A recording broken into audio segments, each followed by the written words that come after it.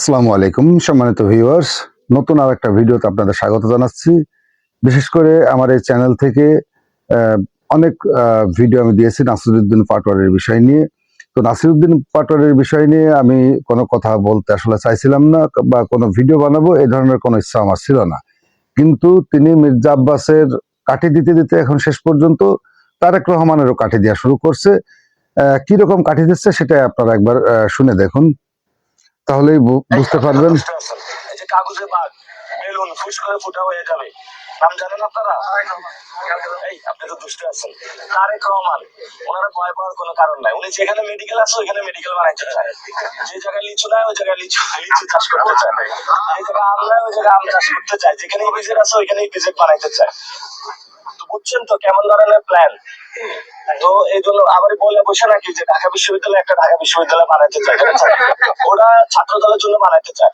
এবং বিএনপি একটা ওই যে 1 কোটি কর্মসংস্থানের কথা বলেছিল, 1 কোটি চাঁদাবাজদের কর্মসংস্থান তারা করতে চায় বাংলাদেশে।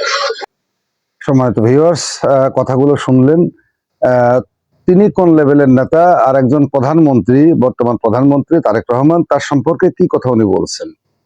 মানুষের ন্যূনতম একটা জ্ঞান থাকা উচিত একজন প্রধানমন্ত্রীকে নিয়ে।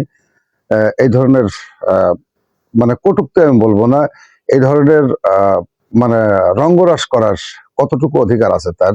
কথা বলতে বলতে এমন পর্যায়ে চলে গেছে যে সে কাউকে বাদ দিয়ে কথা বলছে না। তারেক রহমান দেশের প্রধানমন্ত্রী, তাকে নিয়ে এই কথাগুলো বলছেন। অর্থাৎ এত সাহস তারা কোত্থেকে পাচ্ছে, এটাও দেখার বিষয়। বিশেষ করে নাসিরউদ্দিন পাটোয়ারি, মির্জা আব্বাস থেকে শুরু করে আহ এবং জামাত ইসলাম সম্পর্কে যে কথাগুলো বলছেন, জামাতের সাথে জোট হওয়ার আগে সেই কথাগুলো বা ইদানিং কালের কথাগুলো শিষ্টাচারের ভিতরে পড়ে না।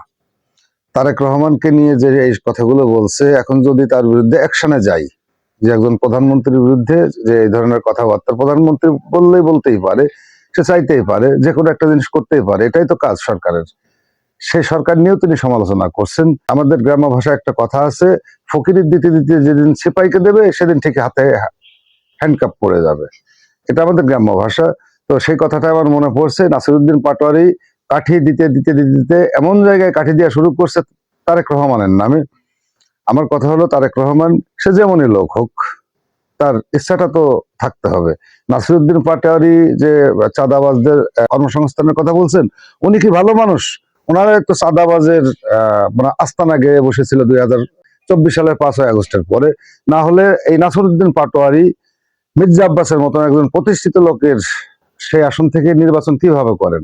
পায়ে হেঁটে নির্বাচন হয় না, অর্থ লাগতে হয় নির্বাচনের জন্য। সাজিস আলম, নাহিদ ইসলাম সহ যারা এনসিপি থেকে যারা নির্বাচন করেছিলেন, তাদের এত টাকার উৎস কই? তারা এত টাকা কোত্থেকে পেল? তাহলে মোস্ট পপুলার চাঁদাবাজ এরা। আর এই চাঁদাবাজ আর একজনকে চাঁদাবাজের কথা বলছে। 5ই আগস্টের পরে চাঁদাবাজিতে লিপ্ত হয়েছিল এনসিপি সহ তাদের দোসররা। অতএব সেই বিষয়টা যদি বিএনপির ঘাড়ে চাপিয়ে দেওয়া হয়, এটা আমি মোটেই সমীচীন বলে মনে করি না। কারণ চাঁদাবাজের গডফাদার এনসিপি 5ই আগস্টের পরে রাম রাজত্ব কায়েম করেছিল বাংলাদেশের সমস্ত জায়গায়, কোর্ট কাছারি, আইন আদালত থেকে শুরু করে সব জায়গায়, নিয়োগ বাণিজ্য থেকে শুরু করে সবই। একবার সমন্বয়কের পরিচয়, যে আমরা জুলাই আন্দোলনের যোদ্ধা বা সমন্বয়ক পরিচয় দিয়ে তারা ধরাকে সরা জ্ঞান করছিল।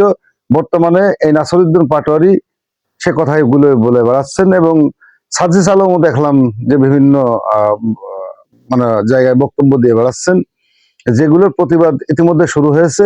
আর নাসিরউদ্দিন পাটোয়ারি যে কথাগুলো বলেই চলেছেন, সে কথাগুলো আসলে একজন সভ্য মানুষ হিসেবে মেনে নেন না। তিনিও যে আমার এই যে কথা আগে বলছিলাম, যে ফকিরের দিতে দিতে সিফার দেওয়া শুরু করছে। অতএব হাতকড়া পড়তে তার আর বেশি দেরি নেই, এটাই আমার মনে হচ্ছে। সে জুলাই যোদ্ধা আর বাংলাদেশে বোধহয় কেউ নেই, অন্য কেউ জুলাই যোদ্ধা নেই। তারা যুদ্ধ করেনি, ওনারাই 5-7 জন মিলে যুদ্ধ করছে বোধহয়, ওনারাই সরকার হটাইছে, আর অন্য কেউ ছিল না এই হটানোর পিছনে। ওনাদেরই অবদানই সব, আর কারোর অবদান নেই। এবং লাগামহীন কথাবার্তা, এমন কথাবার্তা বলছেন যে সামনে পেলে আমি কি করতাম, আমি একাই প্রটেস্ট করতাম আমার যদি সেই ক্ষমতা থাকতো।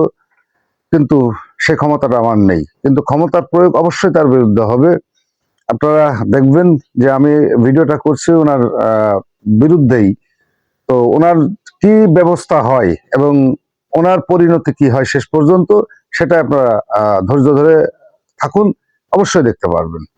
যারা চ্যানেলটিকে এখনো সাবস্ক্রাইব করেননি তারা এই চ্যানেলের ভিডিওগুলো দেখতে থাকুন, আর যারা ইতিমধ্যেই সাবস্ক্রাইব করে পাশে আছেন তাদেরকে অসংখ্য অসংখ্য ধন্যবাদ। আজকের ভিডিওটা এ পর্যন্তই। ভালো থাকবেন সবাই। আসসালামু আলাইকুম।